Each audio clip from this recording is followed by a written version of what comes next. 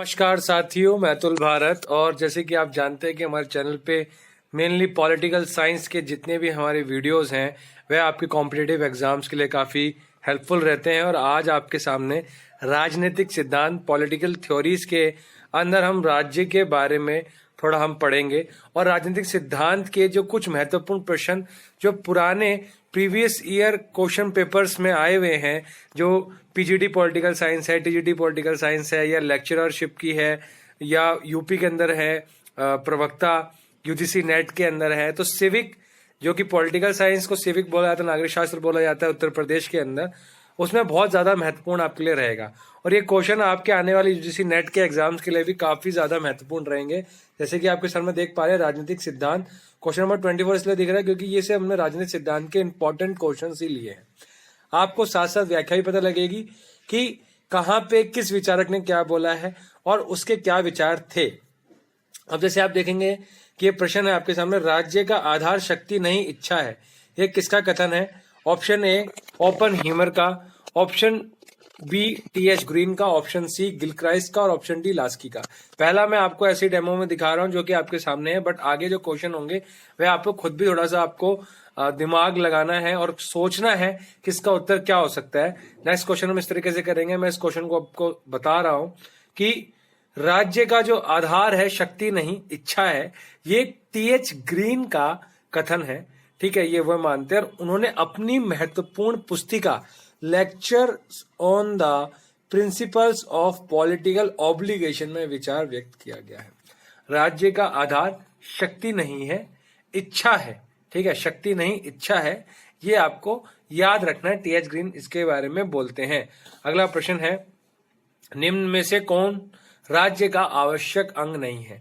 पहले मैं आपको बता दूं कि अगर आपने अभी तक चैनल को सब्सक्राइब नहीं किया तो प्लीज कर लीजिएगा, ताकि आप जो है हमसे जुड़ी हुई बाकी वीडियोस भी देख सके, अपने दोस्तों तक इस चीज को पहुंचाए कि किस प्रकार से ये वीडियोस हम बना रहे हैं और ये आपके लिए कितना हेल्पफुल है। ये प्रीवियस ईयर के क्वेश्चन पेपर है और लगातार रिपीटेड क्वेश्चन इसमें से आते ही हैं। अभी जो पीजीटी पॉलिटिकल साइंस हुआ है, यूपी में प्रवक्ता पीजीटी हुआ है, मुरादाबाद के अंदर पॉलिटिकल साइंस वालों का था, या जो 18 अगस्त को इसी साल हुआ था एग्जाम, उसके बाद में आप देखेंगे पीजीटी DSSB के अंदर भी इन्हीं सब क्वेश्चंस का रिपीटेड आपको वर्जन देखने को मिलेगा। यही क्वेश्चन घुमा फिरा के आपको मिलेंगे, इतने ज्यादा महत्वपूर्ण क्वेश्चन है।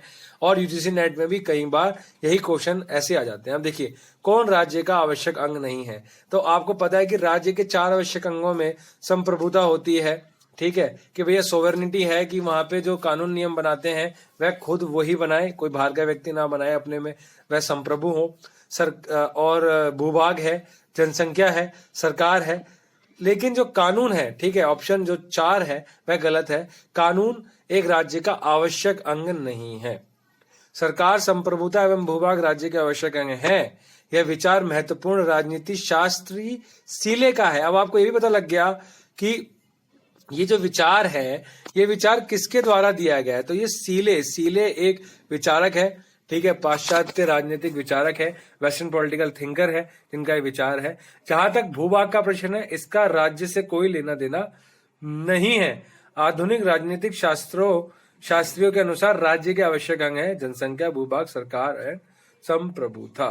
तो आपको ये समझ में आ जाना चाहिए कि आपको पुराने जो इसमें विचार हैं उनमें सीले का विचार महत्वपूर्ण है। उसके बाद में आज के आधुनिक समय में जनसंख्या बहुत महत्वपूर्ण है। और जनसंख्या और संप्रभुता और भूभाग, ये 3 चीजों को तो बिल्कुल भी आपको हटाना नहीं है।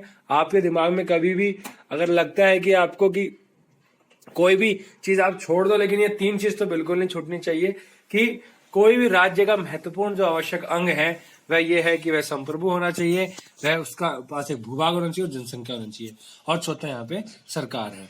आगे चलते हैं हम अगले प्रश्न पर कि यदि न्याय को पृथक कर दिया जाए, मतलब न्याय को अलग कर दिया जाए, तो राज्य एक लुटेरे की संपत्ति के अतिरिक्त और कुछ नहीं है। मतलब राज्य एक लुटेरे की संपत्ति है और कुछ नहीं है, सिर्फ लूटपाट की एक संपत्ति का अतिरिक्त और कुछ नहीं है अगर न्याय को, जस्टिस को अलग कर दिया जाए।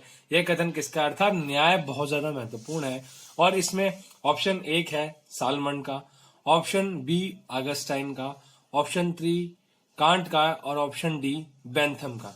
ठीक है, तो यदि न्याय को पृथक कर दिया जाए, यदि न्याय को अलग कर दिया जाए तो राज्य एक लुटेरे की संपत्ति के तहत कुछ नहीं है। तो ये ऑगस्टाइन का सेंटेंस है, ऑगस्टाइन का कथन है, यदि न्याय को पृथक कर दिया जाए तो राज्य एक लुटेरे की संपत्ति के तहत कुछ नहीं है।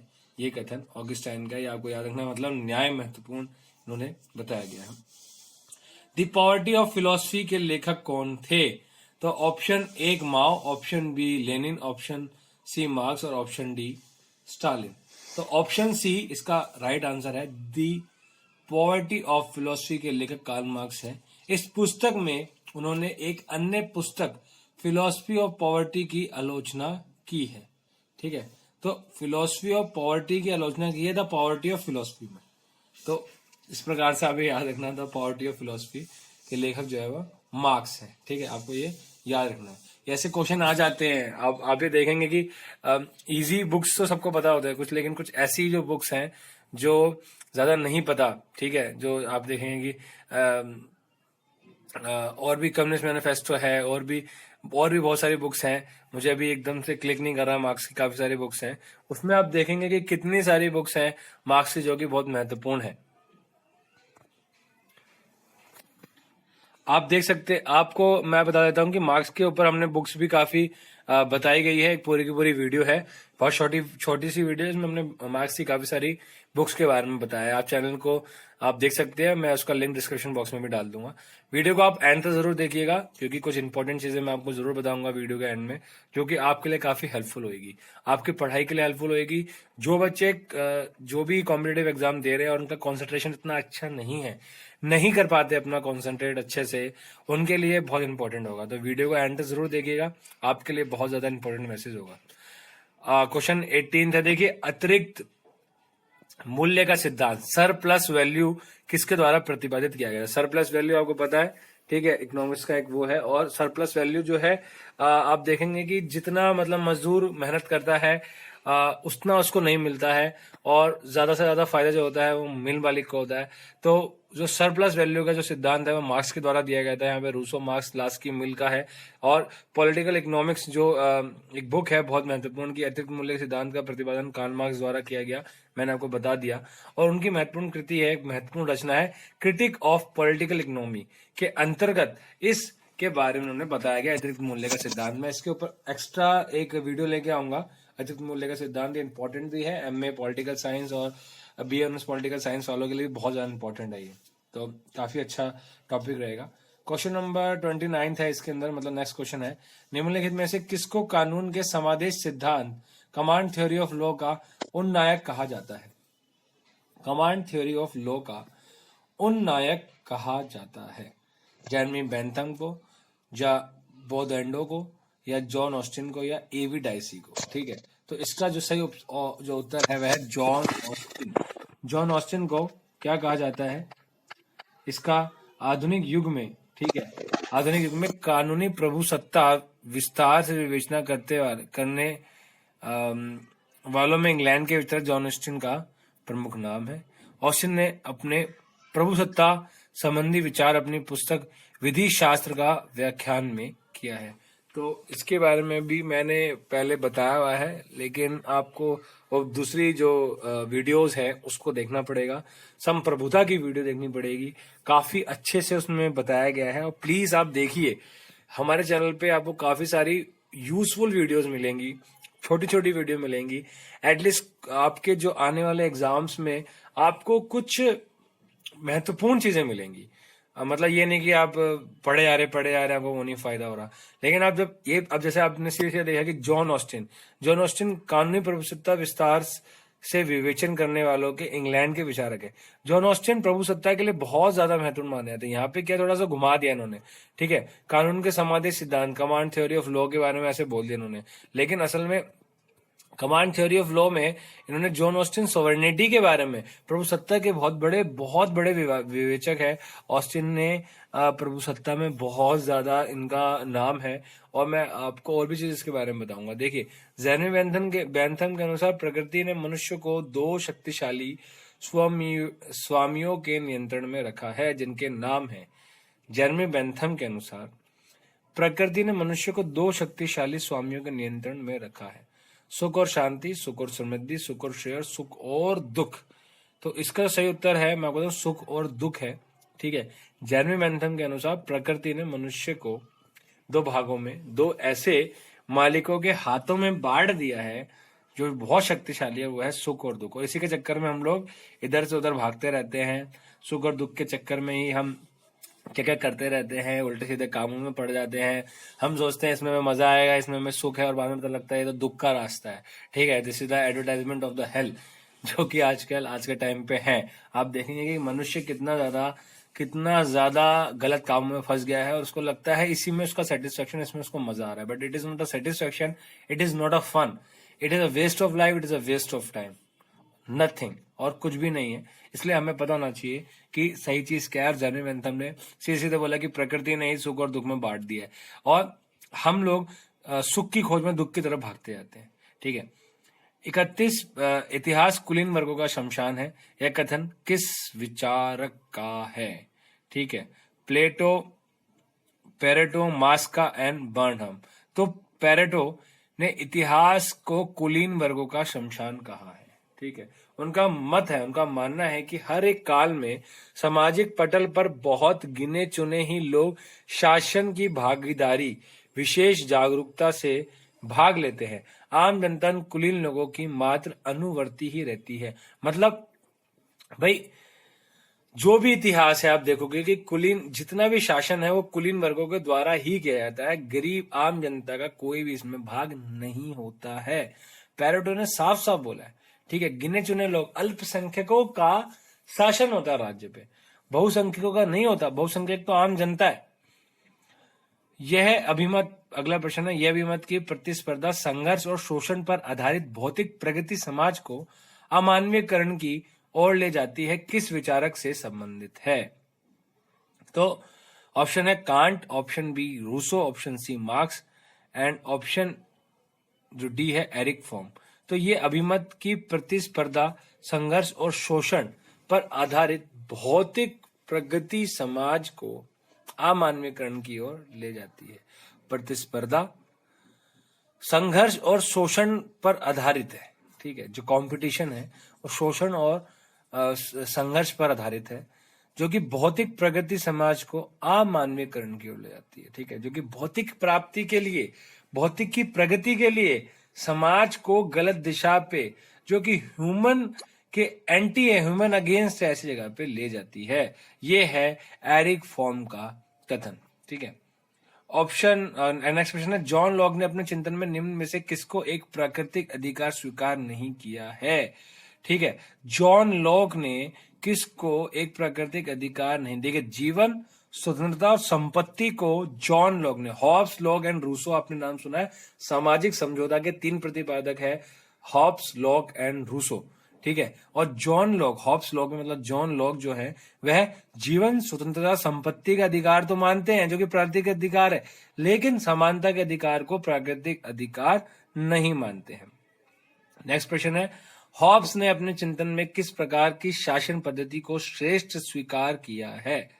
तो कुलीन तंत्र को, राजतंत्र को, जनतंत्र को, या अधिनायक तंत्र को? तो अधिनायक तंत्र को। अभी हमने हॉब्स की बात करते थे, हॉब्स आ गए यहाँ पे। हॉब्स ने अपने चिंतन में अधिनायक तंत्र की शासन पद्धति को श्रेष्ठ स्वीकार किया है। इन्होंने अपने सामाजिक समझौते के सिद्धांत की तरह निरंकुश राजतंत्र की संकल्पना प्रस्तुत की है। ठीक है। तो अधिनायक तंत्र, निरंकुश राजतंत्र की बात यहाँ पे की गई है, जो कि हॉब्स बोलते हैं। ठीक है। सामाजिक समझौता सिद्धांत बहुत महत्वपूर्ण है, इनका एक बार जरूर आप पढ़िएगा, बहुत बार आता है, बहुत क्वेश्चन आता है यूजीसी नेट में। हॉब्स तो एक तरीके से फेवरेट ही है। ठीक है। 35 क्वेश्चन है, वेल्थ ऑफ नेशंस किसकी रचना है? तो स्पेंसर की, एडम स्मिथ की, रिकॉर्ड की, या लास्की की? आपके सामने उत्तर है option D, option B Adam Smith की। वेल्थ ऑफ नेशंस इनकी रचना है। Wealth of Nations Adam Smith की रचना है। एडम स्मिथ प्रमुख ब्रिटिश अर्थशास्त्री है। इसमें उन्होंने व्यक्तिवाद का प्रतिपादन करते हुए अहस्तक्षेप का सिद्धांत प्रस्तुत किया है। तो व्यक्तिवाद को एडम स्मिथ ने आगे बढ़ाते हुए अहस्तक्षेप का सिद्धांत किया है। वेल्थ ऑफ नेशंस एक इकोनॉमिस्ट हैं एडम स्मिथ, जिनकी ये बुक है। हॉब्स के अनुसार मानव स्वभाव से स्वार्थी तथा झगड़ालू है, या सामाजिक तथा प्रकृति प्रेमी है? विवेकशील है, सामाजिक है, शांत तथा मनोविनोदी है। ये याद रखना आपको, हॉब्स ने बोला है मानव स्वभाव से स्वार्थी है, झगड़ालू है, तभी संघर्ष हुआ था। ठीक है, तभी जो है वो संघर्ष हुआ था। आप इस चीज को देखेंगे थोड़ा, हमारा ये जो है वो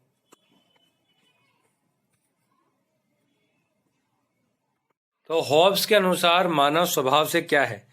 स्वार्थी तथा झगड़ालू है, ऑप्शन बी। समाज तथा प्रकृति प्रेमी है, विवेकशील तथा सामाजिक है, ऑप्शन डी। शांत तथा मनोविनोदी है। मैं आपको बता दूं, हॉब्स कहते हैं कि मानव स्वभाव से स्वार्थी तथा झगड़ालू है, इसलिए संघर्ष उत्पन्न होता है। ठीक है, यहाँ पे देखिए, हॉब्स के समय चल रहे इंग्लैंड के गृह युद्ध ने उनके सम्मुख मानव स्वभाव का घृणित पक्ष ही रखा है।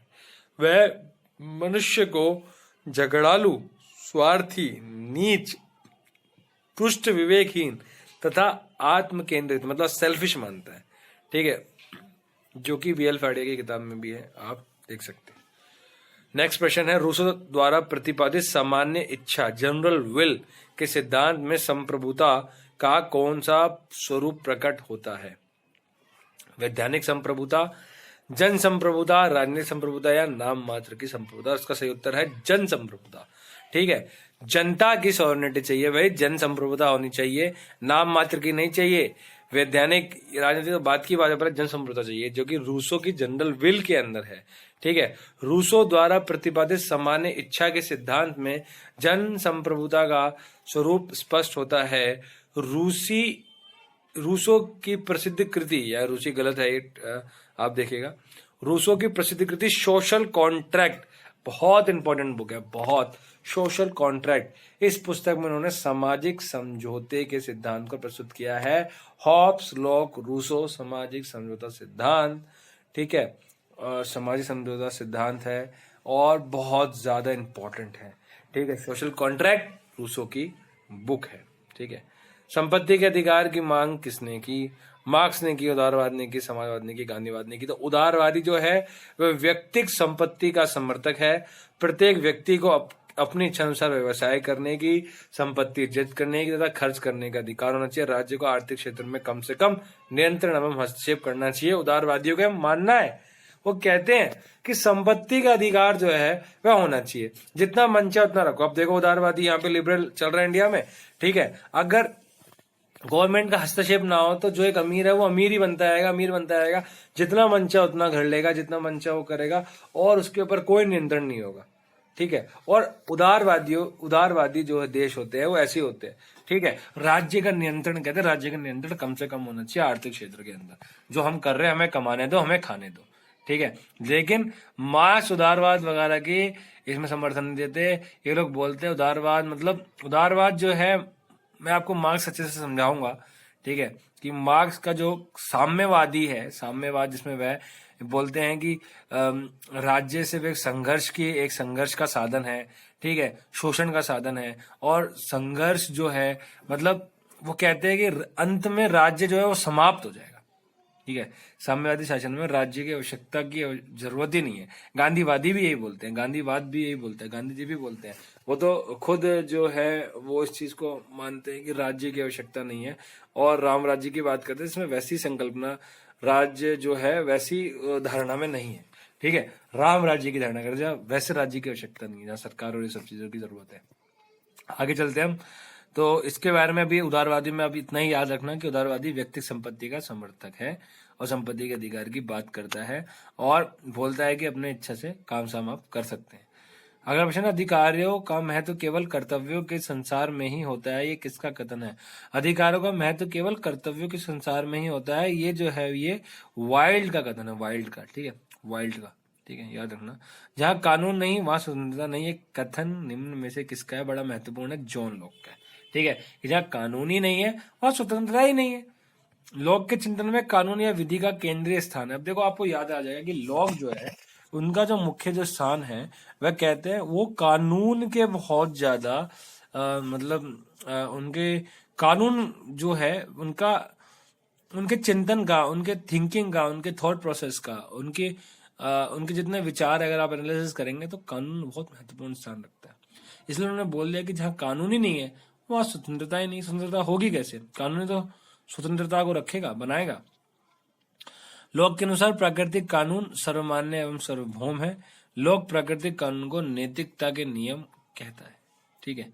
कानून का सर्वमान्य स्रोत है विधान, परंपरा तथा रीति रिवाज, धर्म, कानूनी टीकाएं या विधानमंडल। ये पुराना प्रश्न है, ये ऐसे प्रश्न अलग तरीके के होते हैं लेकिन आ भी जाते हैं। संस्थात्मकता, दार्शनिक, सरकार के बारे में प्रश्न है कुछ, ये में हम करेंगे। देख लेते हैं। कानून का सर्वमान्य स्रोत विधानमंडल है। कानून के अन्य स्रोतों के अंतर्गत परंपरा तथा रीति रिवाज, धर्म एवं कानूनी टीकाएं आती हैं। इसके अतिरिक्त अन्य स्रोत भी हैं। ठीक है, लेकिन सर्वमान्य स्रोत विधानमंडल है, ये थोड़ा अलग है। निम्न में से किस पुस्तक का लेखक प्लेटो है? तो रिपब्लिक, स्टेट्समैन, द लॉज, ये तीनों ही प्लेटो की पुस्तिकाएं हैं। तो चौथा जो सही है। ठीक है। एपोलॉजी, क्रीटो, मीनो, ठीक है, Protagoras, Republic, Statesman, the Laws, Sophist इत्यादि। रिपब्लिक प्लेटो की महान कृति है। ऐसे कुछ ये मेरे ख्याल से 12 ही होंगी। अब 1 2 3 4 5 6 7 8 और 8 ही है यहाँ पे, लेकिन 4 और होंगी, तो जिसमें 12 बहुत महत्वपूर्ण किताबें हैं। ठीक है। आप कभी भी आगे पढ़ेंगे ना, आपको ये प्लेटो की 12 किताबें आपको एक तरीके से याद कर भी लेनी चाहिए। कभी कभी तो सीक्वेंस भी आ जाता है कि पहले कौन सी किताब आई, लेकिन वो बहुत डीप और यूजीसी नेट में कभी कभार ऐसे क्वेश्चन आ जाते हैं, लेकिन चलता रहता है। ये तो प्रश्नों की एक चीजें हैं। चलिए, यहाँ पे हमारी ये वीडियो जो है ये हम स्टॉप करते हैं। लेकिन मैं आपको बता देता हूँ, जिस चीज के लिए हमने पूरी वीडियो देखी है, बहुत से लोग जानने के इच्छुक होंगे कि भाई क्या बताया जाने वाला था, जिससे हमारी जो पढ़ाई है वो बहुत अच्छी हो जाएगी। मैं आपको बताता हूँ कि मैं भी आपकी तरह एक छात्र रहा हूँ और निरंतर अभी भी हम छात्र ही हैं, पढ़ते ही हैं। ठीक है। छात्र, इंसान हमेशा छात्र ही रहता है, हमेशा स्टूडेंट ही रहेगा, लर्नर ही रहता है, सीखने वाला ही रहता है। अगर वो सोचे कि हम उसको सब कुछ आ गया ना, तो उसका विकास रुक गया, आप समझ लीजिए। तो आप याद रखिएगा, आप हमेशा सीखने वाले मोड में होने चाहिए, और जितना आप सीखेंगे, जितना आप अभ्यास करेंगे, जितना आप प्रैक्टिस करेंगे, उतना ज्यादा आप अच्छे तरीके से आगे बढ़ेंगे। आपको बता दूं कि मैं यहाँ पे सहज योगा मेडिटेशन की बात करने जा रहा हूँ। आप लोगों ने, बहुत लोगों ने सुना भी होगा, बहुत लोग फॉलो भी करते होंगे। सहज योगा मेडिटेशन आपके अंतर, जो आपके अंदर जो पावर है, जिसकी वजह से आप इतना सब कुछ कर रहे हैं, वो आपको आपके अंदर जानने को मिलती है। ठीक है। आप सब में एक पावर है। आपने देखा होगा कि कोई स्टूडेंट है, वो बहुत ज्यादा होशियार नहीं है या बहुत ज्यादा उसके पास साधन नहीं है, लेकिन वो तब भी मेहनत करके अपना वो घिस घिसा के वो रैंक ले आता है, वो पढ़ के आगे निकल जाता है। हमारे साथ भी कई बार ऐसा हुआ, हम सोचते थे कि हमसे नहीं होएगा, लेकिन हमने भी कई बार बहुत अच्छे डिक्टेशन लेके आए, वो अच्छे नंबर्स लेके आए और बहुत काफी आगे तक पहुंचे। तो ये कहाँ से आ जाता है, कैसे हो जाती है? ये तब होती है जब आपका कॉन्सेंट्रेशन पावर बहुत बढ़ जाता है। आपको समझ में आ जाती है कि आपको जीवन में करना क्या है, आपका जीवन में आपको ह्यूमन बीइंग बनाया, आपका उद्देश्य क्या है। ठीक है। आप सोसाइटी को कैसे सर्व करने जा रहे हैं। ये आप जो टीचिंग कर रहे हैं, आईएएस आईपीएस बनने की कोशिश कर रहे हैं, या आप यूजीसी नेट के प्रोफेसर बनना चाहते हैं, इसके थ्रू आप क्या करना चाहते हैं। ठीक है। आपने जो चीजें सीखी, जो चीज जिसके माध्यम से समाज से ज्यादा भला हो, उसको लोगों तक कैसे पहुंचाया जाएगा, उसके लिए आपको किस प्रकार से अपने आप को एकांत में एकत्रित करना है, अपने आप को ये पता लगाना है कि आपके अंदर वो क्या पावर है जिसके लिए आप ये कर रहे हैं, क्यों कर रहे हैं। इसके लिए बहुत इंपॉर्टेंट है कि आप मेडिटेशन के थ्रू अपने फालतू के विचारों को बाहर निकालें और अपने गोल को सेट करके उनकी प्राप्ति के लिए आप अभ्यास करें, परीक्षाएं दें, जुड़े, मेहनत करें और आप सफल होंगे। ज्यादातर हमारा डिस्ट्रैक्शन लेवल ही हमें हमारी मंजिलों से बहुत दूर कर देता है, और डिस्ट्रैक्शन लेवल को खत्म करने के लिए सहज योगा मेडिटेशन बहुत अच्छा है। और इसके ऑनलाइन सेशंस रहते हैं। सहज योगा ऑलवेज फ्री है, ऑलवेज फ्री है। आप ऑनलाइन सेशन ले रहे हैं, आप फिजिकल सेशन लेने जा रहे हैं सेंटर्स में, ये हमेशा फ्री रहेगा, कभी भी आपसे कोई चार्ज नहीं लिया जाएगा। और ये बहुत इंपॉर्टेंट है, बहुत बहुत अच्छा है। इसके कुछ लिंक्स होंगे जो अभी मैं डिस्क्रिप्शन बॉक्स में आपको दूंगा, और स्क्रीन पे भी होंगे, तो आप जरूर फॉलो कीजिएगा सहज योगा मेडिटेशन, और सेल्फ रियलाइजेशन जरूर लीजिएगा अपना। और कुछ लिंक्स भी होंगे जिसके थ्रू आप ये ले सकते हैं। तो डिस्क्रिप्शन बॉक्स में लिंक्स आ जाएंगे, स्क्रीन पे भी आपके लिंक होंगे। ये वीडियो आपके लिए थी और ये लिंक्स आपके लिए।